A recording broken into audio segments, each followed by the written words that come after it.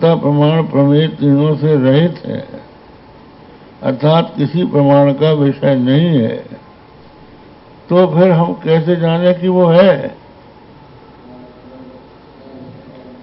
तो सीधे समझ लो, आंख से जिसको देखते नहीं है, कान से जो सुनाई न पड़े, नाक से जिसको हम सूंघ न सकें, जीभ से हम जिसका स्वाद न सकें, हाथ से छू न सकें, अब जब इनसे हो ही नहीं सकता ज्ञान उसका, तो फिर है वो ऐसी कोई वस्तु है जिसको हम न देख सकें न छू सकें, इसमें क्या प्रमाण है? तो वो फिर नहीं है, यही मानना पड़ेगा। ये शंका है, समाधान मत समझ लेना।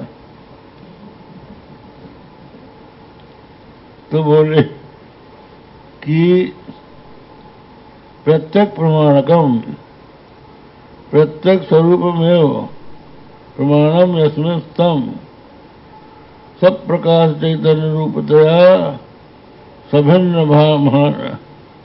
मानानपेक्षम सतैव सिद्धम। ये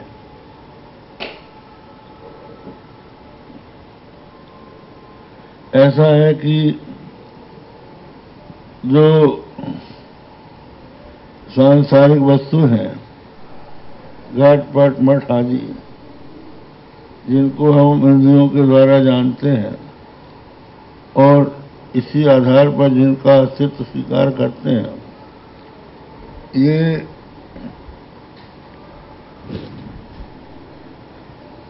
किसी अन्य चैतन्य की अपेक्षा रखते हैं।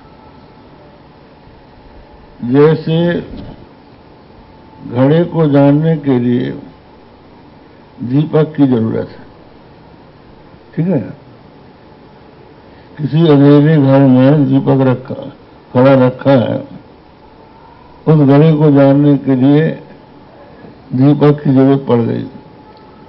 माने घड़ा जो है प्रकाश रहित है, तो प्रकाश रहित घड़े को अपने प्रकाश के लिए अपने से भिन्न दीपक के प्रकाश की जरूरत पड़ गई, ठीक है? लेकिन दीपक को भी अपने प्रकाश के लिए किसी के प्रकाश की जरूरत है, तो दीपक को दीपक की जरूरत तो है नहीं, वो स्वयं प्रकाश है, तो वो चैतन्य है।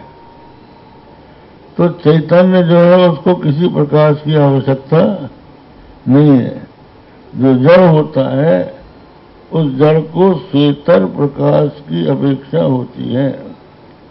तो जो हमारा अपना स्वरूप है वो चैतन्य है, तो चैतन्य होने के कारण उसको अपने ज्ञान के लिए किसी प्रमाण की आवश्यकता नहीं है कि हम उसको प्रमाण से सिद्ध करें तब वो है ऐसा माना जाएगा।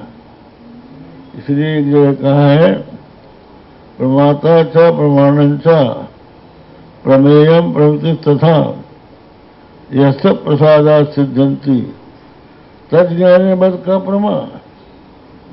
प्रमाता प्रमाण प्रमेय जिससे सिद्ध होते हैं, उसके प्रमाण के लिए क्या प्रमा है? वो स्वयं है। ये बात अब ये समझ लीजिए,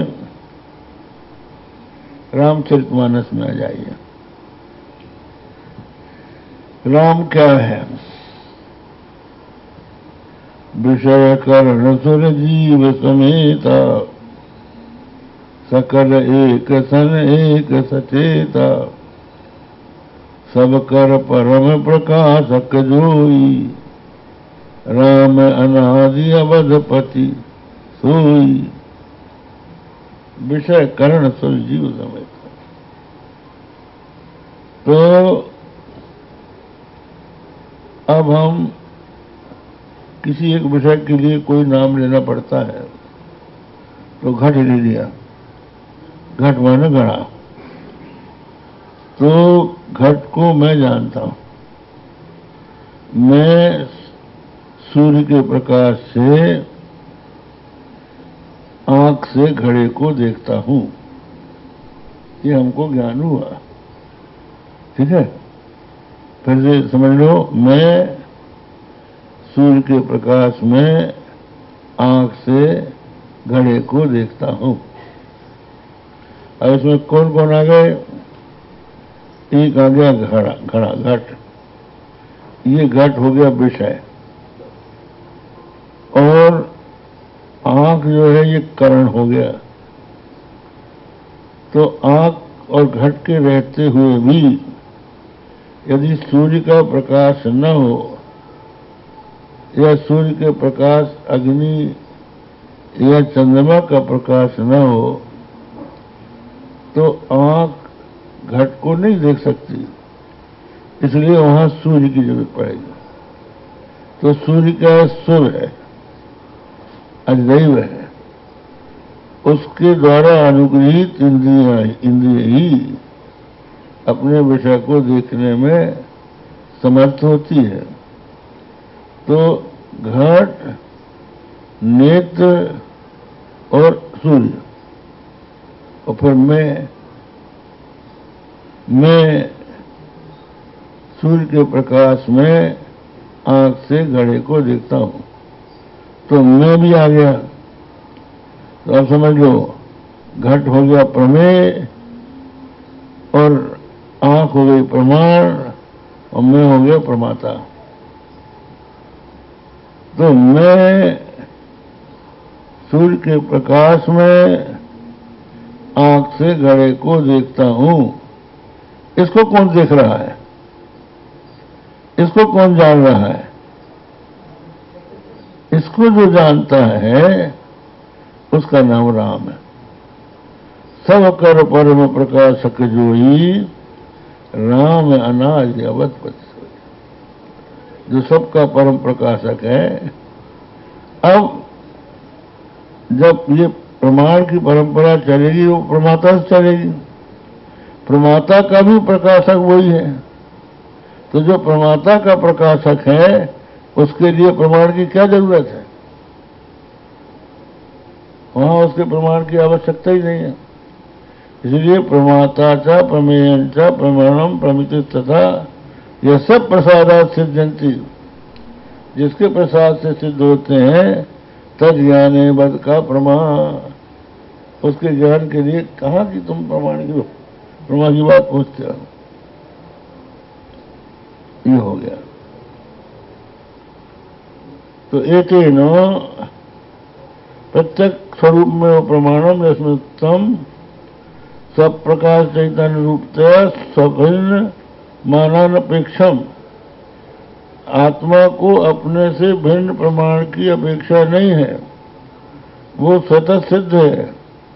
एतेन अखंड वाक्यार्थ कथनात् तत्व समन्वयात्। ये जो ब्रह्मसूत्र है, इसकी व्याख्या हो गई। बसंत तिलक नाम का चंद है, ये हो गया।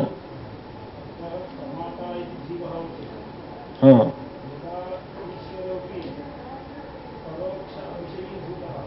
हाँ, ये